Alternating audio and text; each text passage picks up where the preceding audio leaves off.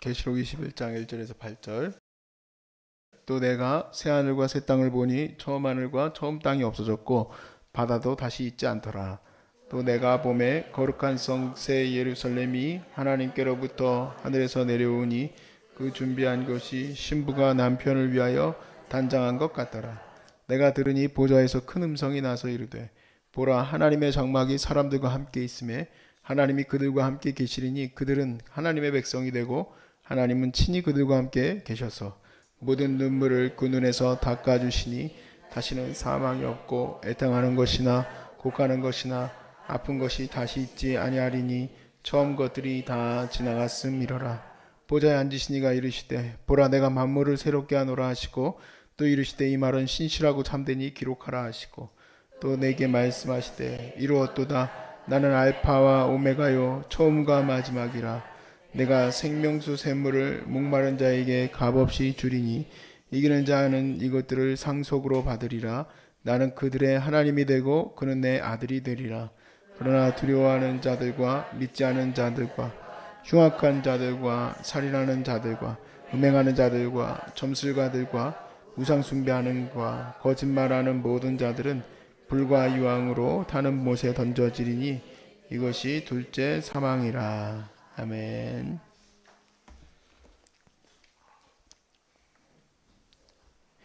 병들어서 아프고 또 경제적으로 어려워서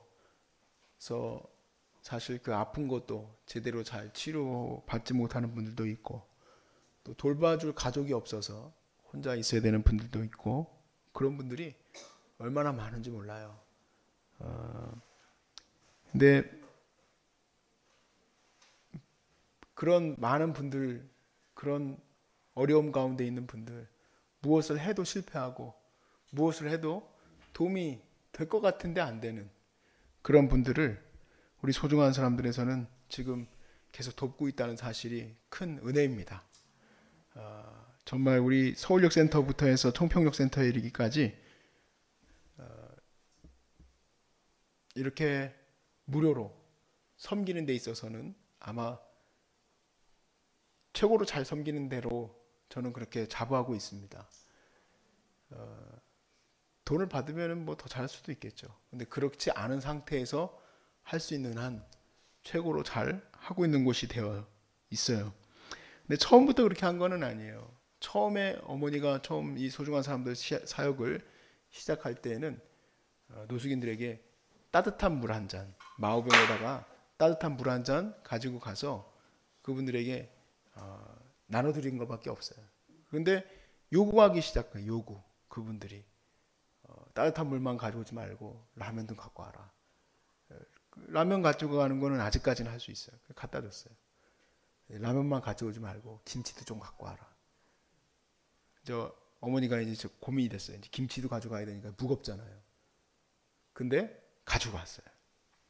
김치를 가져갔더니 택시비를 하나님이 또 주셔야 되는데 그래도 잘 주셔서 김치까지도 잘 했는데 이분들이 라면만 주지 말고 밥을 달라고 그래가지고 이제 밥을 해가야 되는데 밥차가 없잖아요. 근데 밥을 또 하나님이 할 수 있도록 밥차를 또 허락해 주셨어요. 그리고는 돕는 사람들도 붙여주시고 돕는 사람들이 붙게 되는 과정도 참 은혜예요. 지나가던 사람이 그 노숙인 한 명이 줄 안 선다고 머리에다가 소주병으로 때려가지고 머리에서 피가 줄줄줄 나니까 그거 도와주려고 하다가 그분이 우리 이제 소중한 사람들하고 같이 연결되어져서 지금까지도 돕고 계시고 또 그리고 뿐만 아니라 또 이분들이 하시는 얘기가 우리가 목욕 좀 했으면 좋겠다. 목욕할 수 있는 시설도 주시고 또 예배 좀 드렸으면 좋겠다. 예배도 또 할 수 있게 하시고 또 이렇게 소중한 사람들 청평센터에서는 제가 알아서 열심히 이것저것 필요한 것들을 채워나가고 있어요.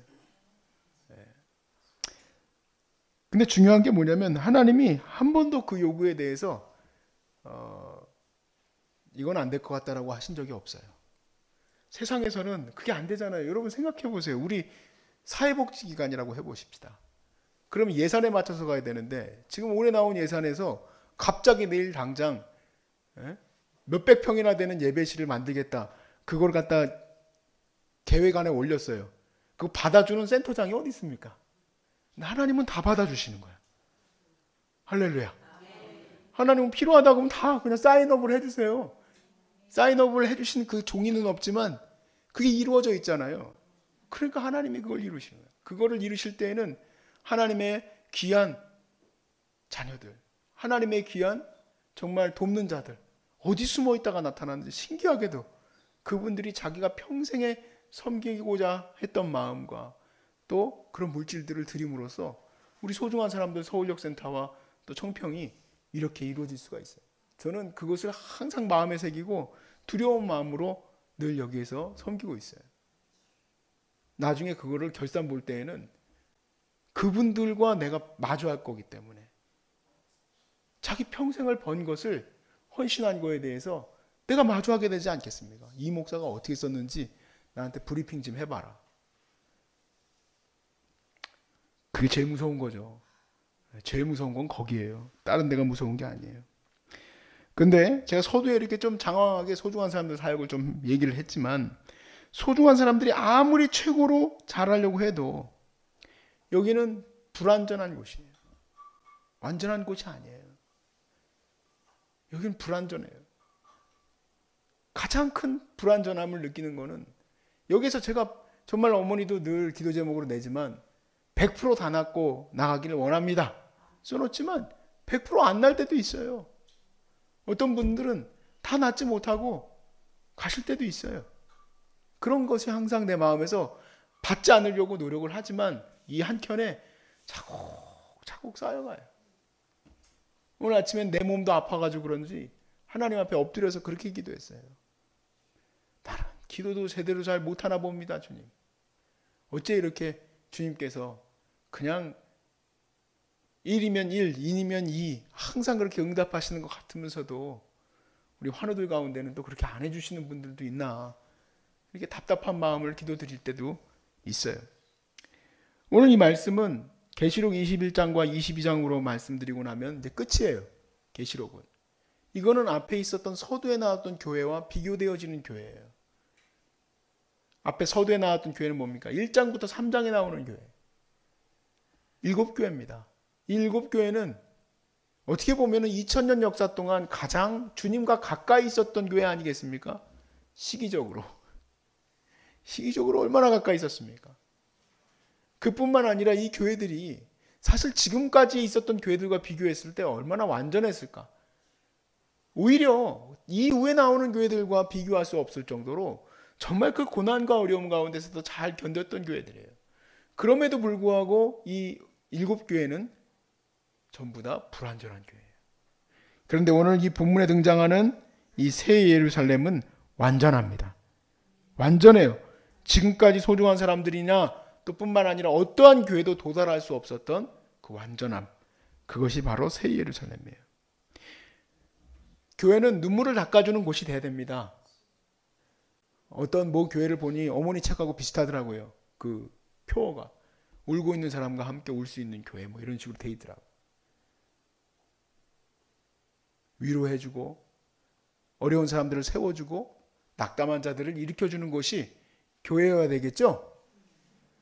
낙담한 자를 더 밟아 죽이고 그러면 안 되겠죠? 그런 게 교회여야 돼요.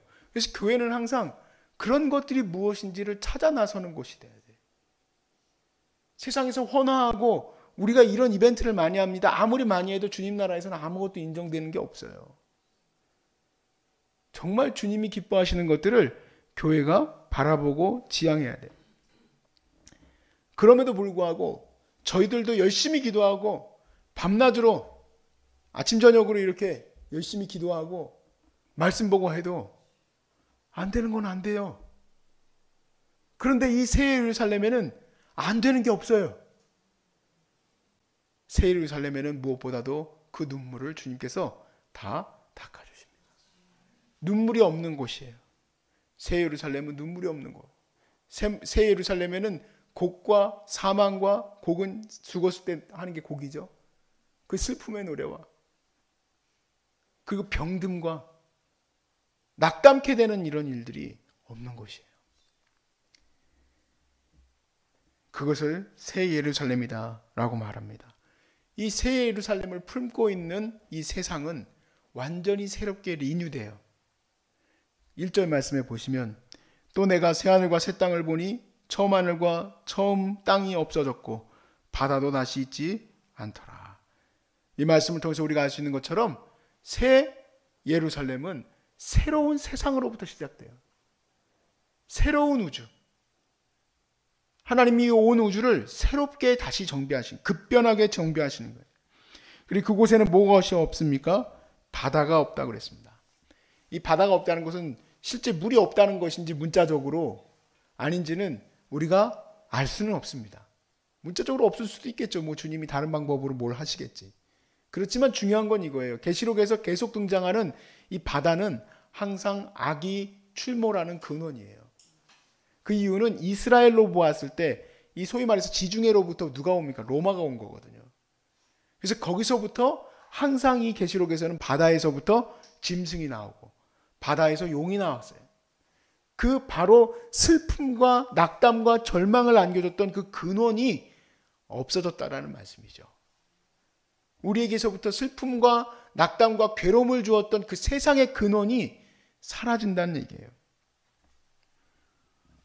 그래서 우리가 인간들만 부활체를 입는 것이 아니라 새로운 세상은 바로 이 온 우주 자체가 새롭게 리뉴되는데 그 새로운 리뉴는 나무가 갑자기 뭐 새로운 나무로 바뀐다는 게 아니라 우리를 괴롭게 하던 악의 근원이 없어진 세상이라는 얘기예요. 악의 근원이 없어진 세상. 그러므로 우리가 새 창조는 지금부터 새 창조가 아니에요. 새 창조는 예수님께서 죽으시고 부활하신 바로 그 처음 초림 때부터가 새 창조의 시작이에요. 이유는 왜 그러냐면 주님이 나를 부활시키시는 거지 나는 잊어버리시고 새로 부활시키는 게 새로 뭐를 만드시는 게 아니란 말이에요. 이 우주도 원래 있었던 것들을 새롭게 리뉴하는 것이지 없던 게 새로 시작되는 게 아니라는 얘기죠. 새하늘과 새 땅은 나의 기억들, 나의 생각들, 나의 믿음들이 그대로 이어지는 것인데 그러므로 누구든지 예수 안에 있는 자들은 보라 새로운 피조물이라 그랬어요.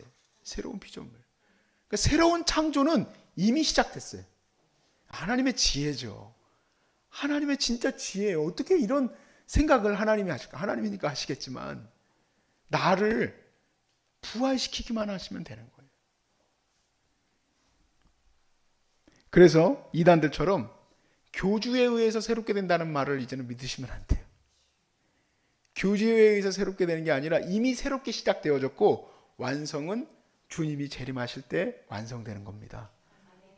그때 완성되는 거예요. 나를 지금 또 새롭게 해야 된다는 필요가 없어요. 2절 말씀에 보니까 이 새 예루살렘에 대해서 말씀을 하시는데 거기에 뭐가 없냐? 새 예루살렘은 도시잖아요. 예루살렘은 도시죠. 근데 거기에 성전이 안 쓰여져 있어요. 성전이.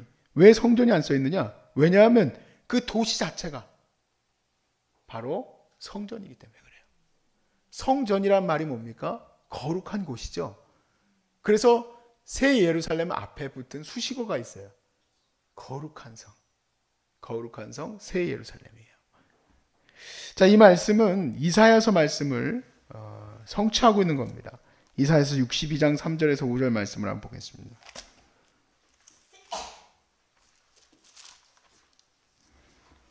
(62장 3절로 5절) 말씀에 너는 또 여호와의 손에 아름다운 관 내 하나님 손에 왕관이 될 것이라. 다시는 너를 버림받은 자라 부르지 아니하며 다시는 내 땅을 황무르지라 부르지 아니하고 오직 너를 헵시바라 하며 내 땅을 뷸라라 하리니 이는 여호와께서 너를 기뻐하실 것이며 내 땅이 결혼한 것처럼 될 것이라. 마치 청년이 처녀와 결혼함 같이 내 아들들이 너를 취하겠고 신랑이 신부를 기뻐함 같이 내 하나님이 너를 기뻐하시리라. 그래서 이 새 예루살렘이 무엇과 같다고 했습니까? 신랑을 맞이하기로 준비되어진 신부와 같다 그랬습니다. 우리가 앞에서 보았지만 예수님과 만나는 때를 또 계시록이 뭐라고 비유됐습니까? 혼인잔치. 주님과 만나는 그 시간은 혼인잔치, 혼인잔치.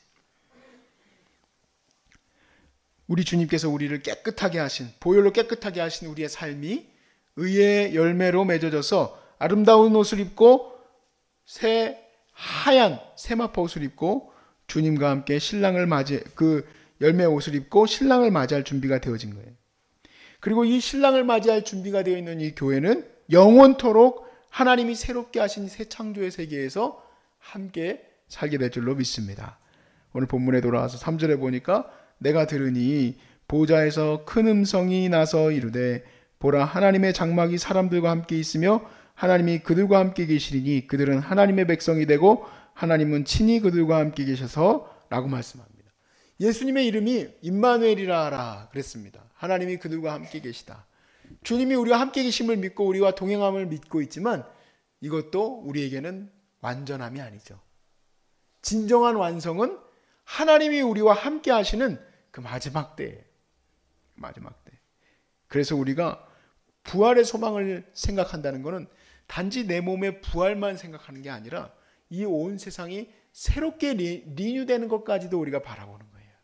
또 그뿐만 아니라 내가 주님과 함께 영원히 함께 사는 것을 우리가 바라보는 것이 부활의 소망이에요. 그러나 분명한 것은 이겁니다.